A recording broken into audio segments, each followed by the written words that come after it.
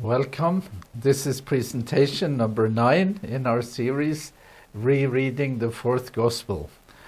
The Fourth Gospel, the topic is Jesus the Revealer, and we are continuing now on the story of Sabbath as divine commitment. We had one presentation about that already, and we have a second one because there are 2 whole chapters in this gospel devoted to Sabbath healings.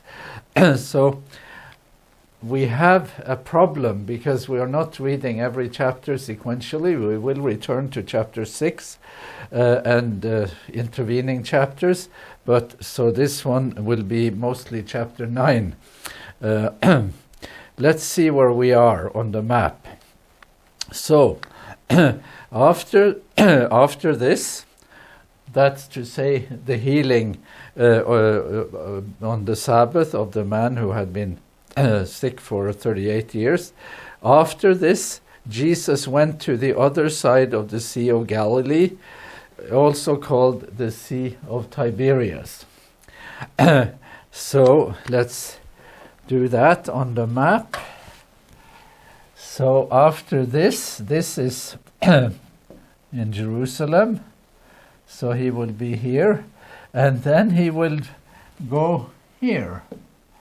And we don't know exactly which route he will take, but let's send him through this way somehow. That's where we are now. So we are positioning, so that's the after this, and then we are going to read on. So he will be then by the Sea of Tiberias, and then when the crowd saw that neither Jesus nor his disciples were there, they go looking for him. They themselves got into the boats and went to Capernaum looking for Jesus. When they found him on the other side of the sea, they said to him, "Rabbi, when did you come here?" So we're going to look at those texts later, but there is something happening here. There is this miracle of the 5,000, and then he will go across, so they will find him here, and maybe sort of sending him across the lake like that would be appropriate. And then after this, Jesus went about in Galilee. He did not wish to go about in Judea because the Jews were looking for an opportunity to kill him. So where are we now? He is in Galilee in a general sense, and there seems to be a preference for Galilee over Judea, that he is safer in Galilee than in the south. And then we read on. Now the Jewish festival of booths was near. So his brothers said to him, "Leave here and go to Judea, so that your disciples also may see the works you are doing. For no one who wants to be widely known acts in secret. If you do these things, show yourself to the world." This is like his brothers acting like a PR advisor, saying that you do public relations. If you really want to build your image, you should go there. And so there is a kind of disbelief in Jesus, and maybe they mean it, but more likely there is a sense of disbelief that they are not completely in his corner. So Jesus will answer them, "Go to the festival yourselves. I am not going to this festival, for my time has not yet come." That's what he answers them. And then a few verses later, just to get them off his back. But after his brothers had gone to the festival, then he also went. Not publicly, but as it were in secret. Things are, a little more difficult now, a little more risky. So we're skipping here. We are in chapter 7, and then we are skipping to chapter 8, because there is no movement in space at this point. He spoke these words while he was teaching in the treasure of the temple, but no one arrested him because his hour had not yet come. So where are we now on the map? So he went. We were in Jerusalem, remember? We went here to the other side, then to Capernaum, then going around in Galilee, and then going back south again. So there is quite a bit of movement here, and there is movement, specified movement, to an extent that you do not see in the Synoptic Gospels at all. Okay, we're ready for the second Sabbath healing. As he walked along, he saw a man blind from birth. And this is how I am illustrating him. So, let's see. His disciples asked him, "Rabbi, who sinned, this man or his parents, that he was born blind?" Now, this is a window to see how people at that time, and maybe how people still in our time, think about a person's misfortune. So what are some of the options here? So it seems like his disciples, they have a descriptive interest in the person, not a redemptive interest. They are not planning, they are not expecting that this person can see again. There is no sort of remedial interest. It is quite casual, quite disinterested, quite so in passing. How is it that he was born blind? And on we go. That's the setting. And etiology, that means why something happens. There is an etiological interest. You can assign blame. Why did it happen? And since you will assign blame, that will be either his parents or himself, then, no responsibility. It doesn't obligate me because they brought it on themselves. That's the idea. And here you have a belief system, and the function of that belief system is to maintain a moral order. It is not to remedy human plight. So some people are good, some people are bad.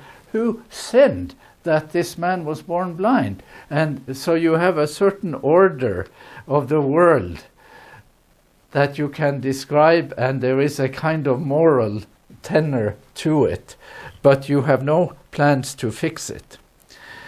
And you might say that this is also a kind of, so you're passing by, you don't engage, you don't want to get your hands dirty in the messiness of life, in human need, some things like that. And it is then quite convenient to say that certain things are the way they are because people have, messed up their lives themselves. And here, let's go on. And then Jesus will answer, and he doesn't buy the premise. Neither this man nor his parents sinned. That's pretty straightforward. Neither he nor his parents. Finish. He was born blind so that God's work might be revealed in him. That's a figure of speech. It's not that the purpose of his blindness was that God's glory might be revealed, that God did that on purpose.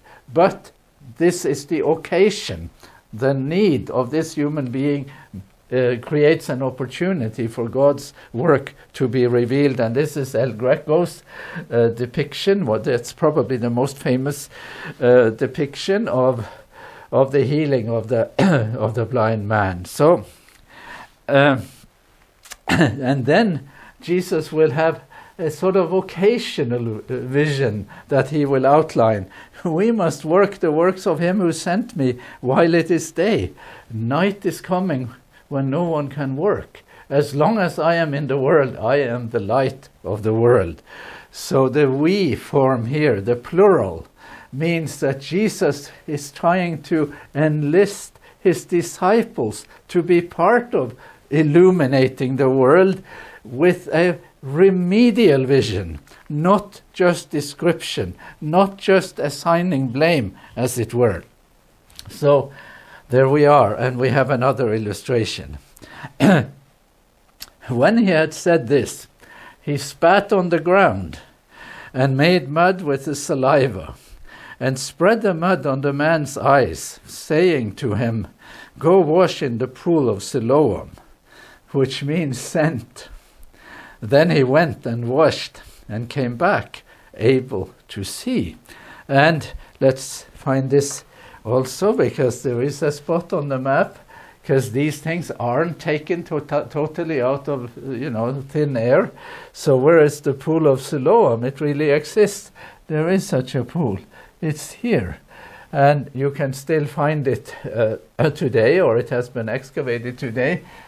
That was the other pool, the pool of Bethsatha, where the other healing on the Sabbath happened. So we are in this territory, and yes, new archaeology, contemporary archaeology has actually found things, located things, and made it credible that the Gospel of John knows its geography. So that's important.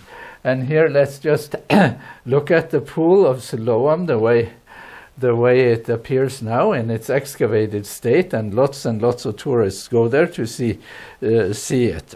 So the neighbors and those who had seen him before as a beggar began to ask, "Is not this the man who used to sit and beg?"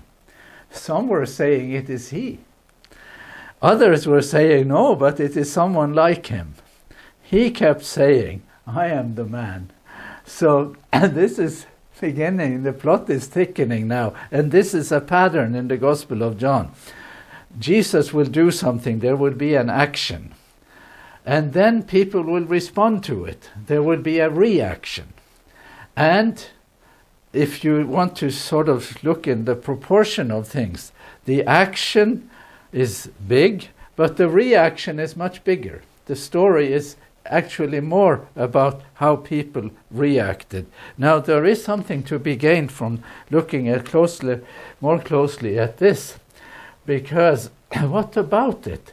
The neighbors and those who had seen him before as a beggar, you get the feeling, the fact that it is the neighbors that begin to say something, makes you think that the neighbor knows about him, but they have never talked to him. There is distance. He is like a wax figure. He is like a faceless person. He has been a faceless person in that neighborhood. You can bet on it. And you can be sure that everyone had a similar view, or just about everyone had the same view as the disciples, that someone had brought calamity on themselves. The who sinned question is there. It's sort of like it's in the air, the religious air that you breathe. So the notion that there is some sort of problem to know who is this the man? Is he the one? Is this not the one who used to sit and beg? And so on. So he has to solve the problem of his identity by saying, "I am the one. It's me." But prior disengagement seems to be the premise of that comment. But they kept asking him, "Then how were your eyes opened?" He answered, "The man called Jesus made mud, spread it on my eyes, and said to me, 'Go to Siloam and wash.' Then I went and washed and received my sight." They said to him, "Where is he?" He said, "I don't know. I do not know." And then you have the sort of feeling that those people, are they honest? Is this an honest inquiry? Or is it a hostile interrogation? Is there already an element of disbelief, an element of hostility? There seems to be more that it is tending toward hostile rather than honest, because they brought him to the Pharisees. They brought to the Pharisees the man who had been formerly born blind. Why did they do that? Maybe it wasn't okay. Maybe there's a problem. Maybe you need some sort of evaluation of what has happened. So here we are. And again, this is how it is on a day with some tourists here at the pool of Siloam. And then we kind of get closer to why there might be a problem. Just like in the story of the man who had been paralyzed for 38 years, just like that, almost verbatim the same. Now it was a Sabbath day when Jesus made the mud and opened his eyes. We have a problem. So, and here, mud versus sight, a muddled verdict, you might call it. Then the Pharisees also began to ask him, interrogate him, you might think, how he had received sight. He said to them, he put mud on my eyes, then I washed, and now I see. So he's saying it again and again, same story. Some of the Pharisees said, this man is not of God, for he does not observe the Sabbath. But others said, how can a man who is a sinner perform such signs? And they were divided. So now there is ambiguity, and there is a group thinking that could be something here. And some others, siding maybe more with the religious leaders. Let's look at this illustration for just a little bit, and then we will read on, and we will see how this combination, the Sabbath and mud, is just as toxic as the combination of Sabbath and the mat in the previous story in chapter 5. When he said this, he spat on the ground and made mud with the saliva and spread the mud on the man's eyes. See how conspicuous the word mud is in the story. The man called Jesus made mud, spread the mud, on my eyes. Now it was a Sabbath day when Jesus made the mud and opened his eyes. He said to them, he put mud on my eyes. It's pretty sort of maybe even overdone, the combination here. So if Jesus had healed this man on some other day than the Sabbath, there would have been less of a problem. If he had healed him using some other means, by all means, don't use mud. Then there could also be less of a problem. But we have the Sabbath and we have mud. And then they are really pushing to have this man who has been restored to sight, to have him disown what has happened to him, to have him disown the person who has helped him out of the predicament. So they said again to the blind man, what do you say about him? It was your eyes he opened, as if he is to blame for that. Your eyes, he said, he's a prophet. Well, he's not going to disown. He's not going to sort of accommodate the wish. So this man is in some ways a problem man, because the blindness has itself the connotation of him being a sinful person. And then now he is in some, sort of double jeopardy, because now he is a seeing person, and it is a problem both either way. So Andrew Lincoln, who I have met and who is a outstanding British scholar, he has written a very influential book called Truth on Trial, and subtitle is The Lawsuit Motif in the Fourth Gospel. And I think it is a good book.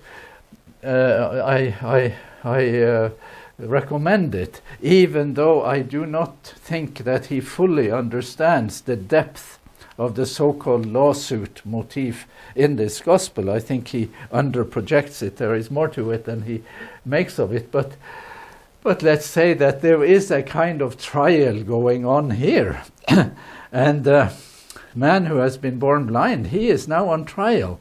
They are doing a sort of lawsuit type of thing and calling witnesses and pronouncing a verdict. That's one lawsuit. And then there is something else happening, and we'll specify that in a minute. So the Jews did not believe that he had been born blind and had received his sight until they called the parents of the man who had received his sight and asked them, "Is this your son, who you say was born blind? How then does he now see?" It's like, just tell us. It's like they want the parents also to be a witness for them, to witness for the prosecution against Jesus for sure, and maybe even against the son, their own son. His parents answered, "We know that this is our son, and that he was born blind, but we do not know how it is that now he sees, nor do we know who opened his eyes. Ask him. He is of age. He will speak for himself." So there is a kind of caveat, an unwillingness on their part to step up. They are afraid of some consequences, and here we get to know why. His parents said this because they were afraid of the Jews. For the Jews had already agreed that anyone who confessed Jesus to be the Messiah would be put out of the synagogue. Therefore his parents said, "He is of age. Ask him." And just look at my illustration here for a second. So let's just say that this is a pretty healthy parent-child relationship. Let's also say that it might not be completely representative of a parent-child relationship in that context and in that culture. Because if society thinks that a child that is born blind, that there is some form of moral culpability there, that who sinned? Was it the parents? What did they do? Or was it, the child? That there is a moral stigma to physical impairment. And there is still that in many cultures, maybe to some extent in all cultures. So the parents, yes, this is our child. Yes, he was born blind. But ask him. He will speak for himself. It's like my headline attempts to convey. When you are born blind, you better get used to standing alone, to sort of, to fend for yourself, because maybe no one will fend for you. That is the connotation here. So we need to do a little timeout. So we need to do a little time out and look at how these texts have been read, and this is specifically the so-called problem of Jesus and the so-called Johannine community. So one of the keenest readers of the New Testament in the 20th century was Rudolf Bultmann, and he wrote a very influential commentary on the Gospel of John, and there is much to commend in his commentary, but he is an exponent. He is a spokesperson for the view that when you read the Gospels, and that would be true for all Gospels, you're not just reading the story about Jesus, you are also reading the story of the community in which this Gospel is told, the people, whatever it happens. So let's read what he says. A fragment of tradition is a primary source for the historical situation out of which it arose, and it is only a secondary source for the historical details concerning which it gives information.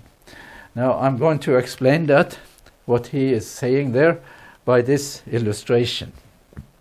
So we have two houses here. We have a single level house here. One-story house. That is a one-story house, right? And there is one story told. So story. In English, I think story is with an E. Story. It's spelled different. And the story that is told in this way is the story of Jesus. But, and this is what Bultmann will be saying, he will be saying that we have actually a two-story house and two stories.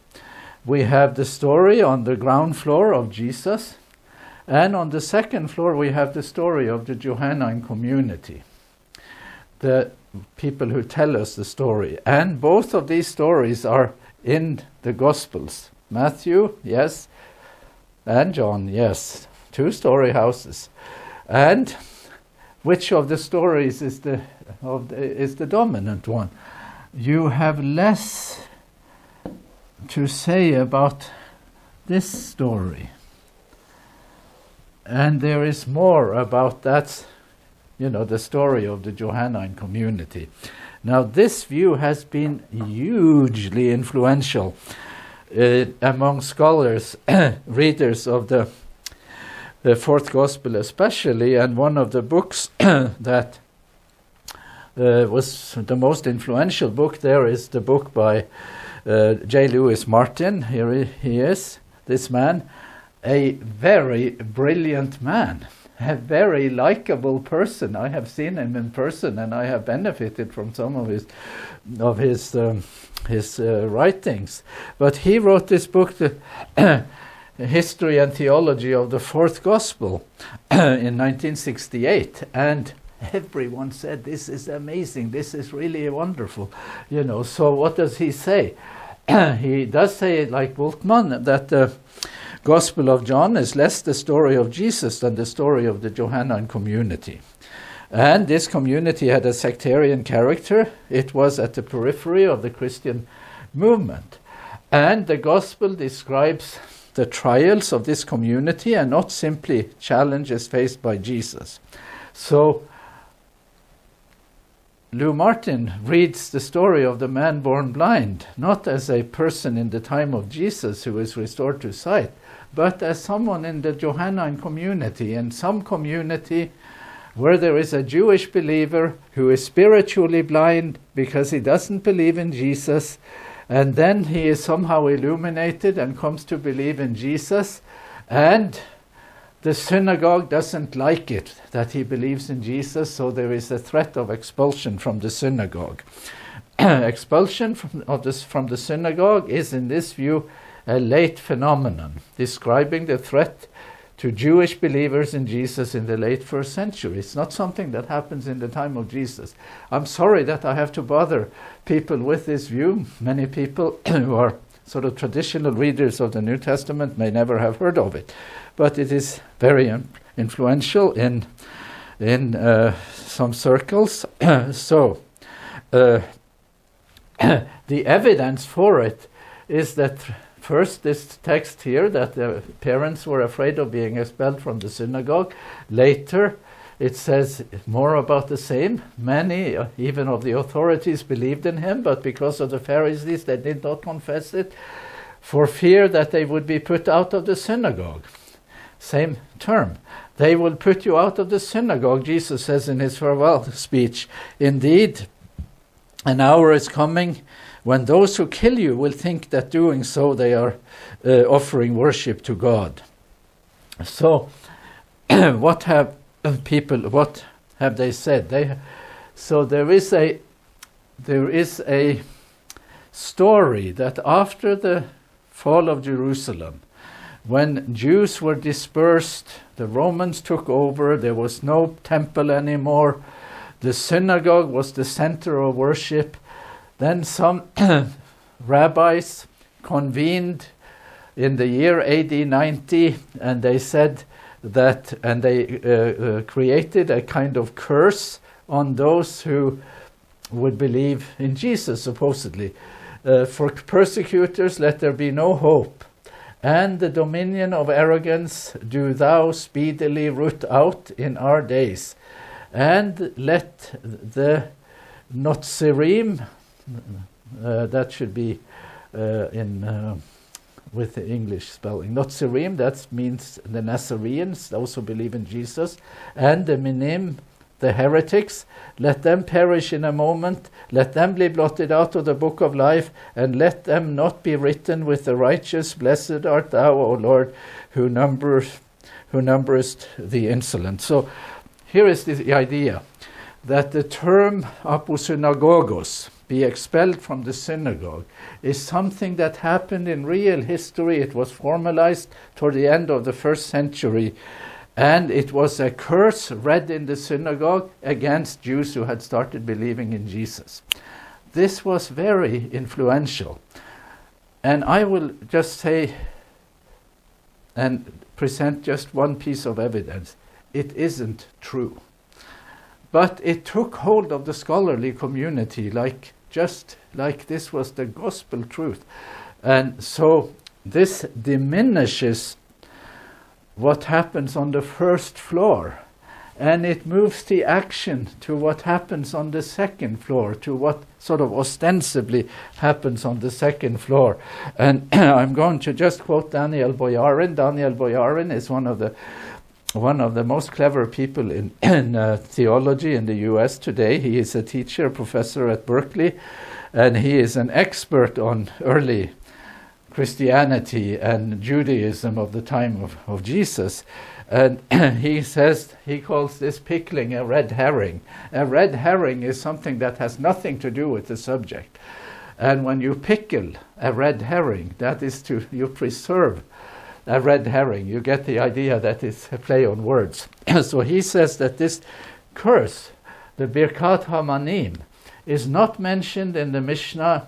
That's the late second century. Our very first attestation of this institution in a rhetorical form indicating that it is a novum, in fact, is to be found in the Tosefta, generally regarded as having been edited sometime around the middle of the 3rd century. The rabbinic account of the introduction of the Birkat HaMinim is thus not only a punctiliar summary of a lengthy process, but also one for which the earliest evidence is from the mid-3rd century and not before. So this notion that there is a formal sort of curse and expulsion from the synagogue, that you are also seeing this in the Gospel of John, the evidence for that has fallen apart. So we're back now. Let me go back here. We're back to the one-story house. One-story house, story of Jesus, but there is a community. But the community is not telling its story. It's telling the story of Jesus. There is a communal element here. And just, I know that I may have confused you a little here, but it is so important in Johannine scholarship that I had to mention it. So just to say, so the Sabbath healings are so central in the Gospel of John that the whole structure will fall apart unless you let it stay the way it is. So chapter 5, persecution of Jesus begins because of a Sabbath healing. Persecution intensifies because of that Sabbath healing. And, there is commentary on the healing of the man born blind. Big controversial thing here, and let's read this one. Jesus replied, I have shown you many good works from the Father. For which one of these are you going to stone me? The Jews answered, it is not for a good work that we are going to stone you, but for blasphemy, because you, though only a human being, are making yourself God. So you cannot take it out if you tried. It will happen like this. The Sabbath healings and the plot in John are integral. So if you start pulling out the thread, the whole story will fall apart. And this is a big thing, because we have lost some very important things by doing it this way. So Sabbath healings are not unique to the Gospel of John. And yes, the Sabbath healing is more central to the plot in John, more explicitly so than in the other Gospels. But there are Sabbath healings in the Synoptic Gospels too. This one is in Luke, Jesus healing a woman who has been stooped for 18 years, or 17 or 18 years. So Sabbath healings are prominent in Synoptic witness. Sabbath healings are uniformly controversial also. And in Matthew and Mark, Sabbath healings give rise to initiatives to destroy Jesus. So we have sort of common ground, but the Gospel of John takes this to a different level. Okay, we need to go back to the story. You might just put that in a sort of room to itself, but you would not be able to read scholarly literature on this subject and avoid this view that I have just described and critiqued. So for the second time they called the man who had been blind, and they said to him, "Give glory to God. We know that this man is a sinner." So we know. And you remember Nicodemus coming to Jesus saying, "Rabbi, we know that you are a teacher who has come from God." Well, they don't know that anymore. If that was a view held, as Nicodemus reports it, now they know that he is not a good man. We know that this man is a sinner, and they want this person who has been healed, they want him to testify against evidence for their view, testify for the prosecution, as it were. So, so what will he do? He answered, "I don't know. I do not know whether he is a sinner. One thing I do know, that though I was blind, now I see." So, try as hard as you can. I was a blind man and now I see. So we have truth on trial. They said to him, "What did he do for you? Do to you? How did he open your eyes?" He answered them, "I have told you already, and you would not listen. Why do you want to hear it again? Do you also want to become his disciples?" Then they reviled him, saying, "You are his disciple, but we are disciples of Moses. We know that God has spoken to Moses, but as for this man, we do not know where he comes from." And again, we can sort of do a sort of playback or looking back in the text in the Gospel of John to Nicodemus, who says that he is he's a teacher who has come from God, and then Jesus saying later, "If you believed Moses, you would have believed me, for he wrote of me." So the Gospel of John is aware of itself, as it were, and these things become more ironic when you know the whole story. That's why we are calling it rereading the fourth Gospel. And let's ask, where is the jury? If there is truth on trial, where is the jury? The jury is not in the text. The jury is here. The jury is the reader of the text. We are the jury. We are the ones assessing evidence and seeing who has the better case outside the text. That is the trick. So let's just do a few more. And he will say, "The man answered, 'Here is an astonishing thing. You do not know where he comes from, and yet he opened my eyes.'" Now he is the prosecution. He was the defendant. Now he talks like he's the prosecutor. "You do not know where he comes from, and yet he opened my eyes." We know. It's for me.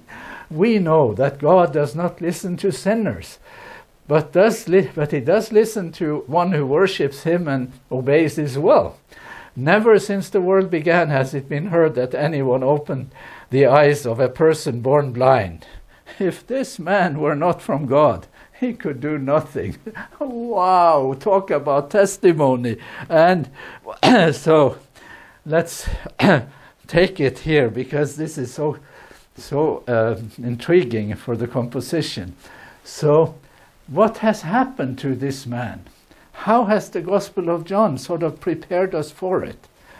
Go wash in the pool of Siloam, says Jesus to him. And then John explains, Siloam means sent. So this man has now been sent to Siloam, but here he is, sent as though from God, testifying on behalf of Jesus. You know, he is a witness. He is not just sent to wash his eyes in Siloam, he has also now become an emissary, kind of like an evangelist. And you have these terms, sent is a big word in Gospel of John. There was a man sent from God, his name was John the Baptist. This is the work of God, that you believe in him who he has sent, that's Jesus. And you have sent, and Jesus talking in the farewell speech, as you have sent me into the world, so I have sent them into the world. So sent, everybody is sent here. Siloam means sent. And the man who is sent there with his blind eyes to get sight, he is also sent. So here is evidence and verdict and a note on the resilience of prejudice. They answered him, you were born entirely in sins, and are you trying to teach us? And they threw him out. And the throwing out here is almost like an exorcism, like he is a piece of dirt. Out. That's how they treat him. And we see then again, his disciples, they ask, who sinned? And they believe the same thing. You see the horizon, that someone who has a disability is morally culpable for that disability. You were born entirely in sins, that the evidence for that is blindness. So, Jesus heard that they had driven him out or thrown him out. And when he found him, he said, do you believe in the Son of Man? He answered, who is he, sir? Tell me, so I may believe in him. Jesus said to him, you have seen him, and the one speaking to you is he. He said, Lord, I believe, and he worshipped him. So here the worship is at least paying homage. It's a strong word. It is the word, but is used for worship. But I'm not going to do that in great detail. I'm just going to focus on this thing. There is a double meaning to seeing. There is the seeing of someone who has been born blind, who now sees that there is sunshine and birds and something there. There's a world out there and you can see it. And then there is the seeing of the Son of Man. He asks, do you believe in the Son of Man? He answered, and who is he, sir? Tell me so I may believe in him. Jesus said to him, you have seen him. That's seeing on a second level. Seeing first physically, seeing second spiritually. And then Jesus, and this is the end of the chapter, Jesus said, I came into this world for judgment, so that those who do not see may see, and those who see may become blind. Now that is a sort of two-sidedness to his coming. That is a little strange. Coming to help people see. But there is that other side. As he comes into the world, some people also who are seeing become blind. That's strange. That is something I have thought about for 40, 50 years now. And I'm still thinking about it. So I'm happy to let you share in our predicament about this. Hearing this, some Pharisees who were with him said to him, so we are blind, are we? You know, they say that in a sort of sarcastic way. Are you implying that we are blind? Jesus said to them, if you were blind, you would not have sinned. But now that you say we see, your sin remains. So if you were blind, you would be sinless. But you say we see. That's a problem here. So let's just see if we can make sense of these things, and I will not pretend to have taken it to all the way. In this gospel, judgment is not heaven's judicial response to the way things are. God judging the world because there is so much wrong in the world. Judgment is not judicial response to the way things are or to what we are. Judgment is revelation. For revelation I have come into this world. There is almost like those words are synonymous, and we will have more to say about it in a couple of presentations from here on. Likewise, sin is John's term for a person's rejection of the revealer. We are as though we had no sin before the revealer showed up. And then there is the risk of what John calls sin. It's a strange concept. So think about that for a day or two. The blind become seeing, and the seeing become blind. Take a day or two. It will take a while. It's taken me many, many years to think about that. So there is more here than meets the eye, and I just want to make one little point, and then we will summarize. So here, he spat on the ground and made mud with the saliva and spread the mud on the man's eyes. It looks like a strange thing. It's messy, dirty. And then you remember the book of Genesis. You remember the story of creation. And in the story of creation, the Lord God formed man from the dust of the ground and breathed into his nostrils the breath of life, and the man became a living being. Jesus is play-acting creation. He is doing this as embodiment, as it were, of the story of creation, when God made human beings from the dust, from the mud, and formed us and created life from inanimate, stuff. So don't think that it's not natural remedies. It's not Jesus as a naturopath or something. This is Jesus sort of thinking, playing as though he is the creator. And I found this. In the beginning was the revealer, and the revealer was with God, and the revealer was God. In the beginning is a sentence that the Gospel of John has in common with the book of Genesis. And these texts here are confirmatory of that connection. He appears, he creates healthy. Let me acknowledge that I am not the first one to see a connection between the text in Genesis, the creation text in Genesis, and the mud and the saliva in the Gospel of John. Here is from Irenaeus in the 3rd century in his book.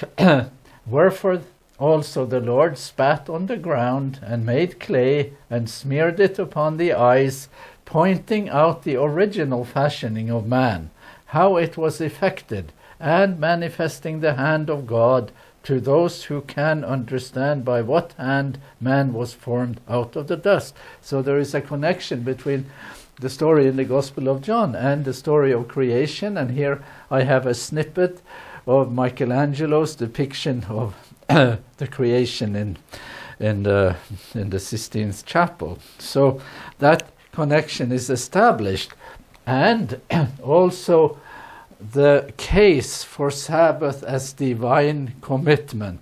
Here in the original commitment in Genesis, when God rested on the 7th day and enters into fellowship with human beings, he is not going to walk away. He is with human beings. There is a bridge from that to the Gospel of John, where he will do things here, and we have his rationale. My Father is working until now, and I am also working. We must work the works of him who sent me while it is day. Night is coming when no one can work.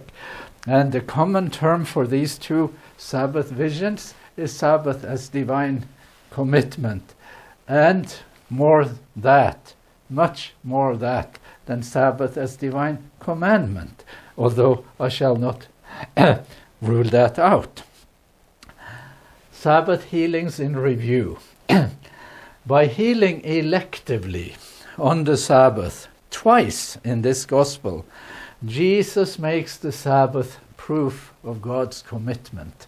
And if you are the man who has been ill for 38 years, or the man born blind, that is a good thing, isn't it? That there is a commitment on God's part to notice us and to tend to our needs.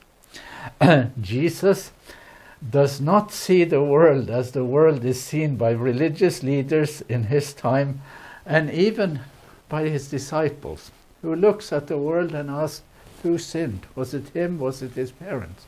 Or his parents?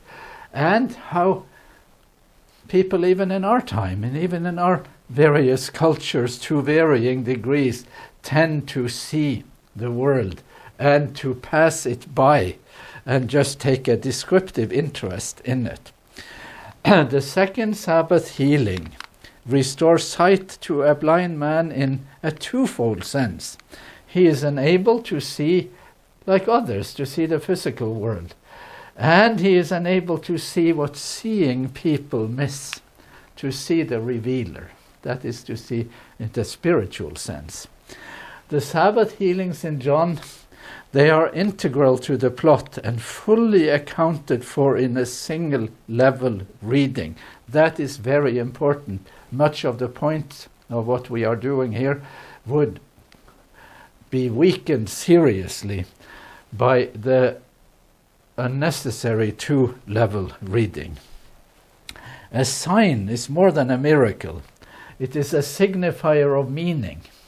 And in John, it is the means by which to correct distorted views of God.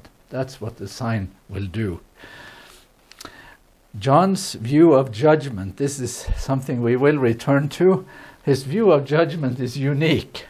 It is a revelation, judgment as revelation, that can restore sight to the blind, but also, strangely, bring blindness to the sighted.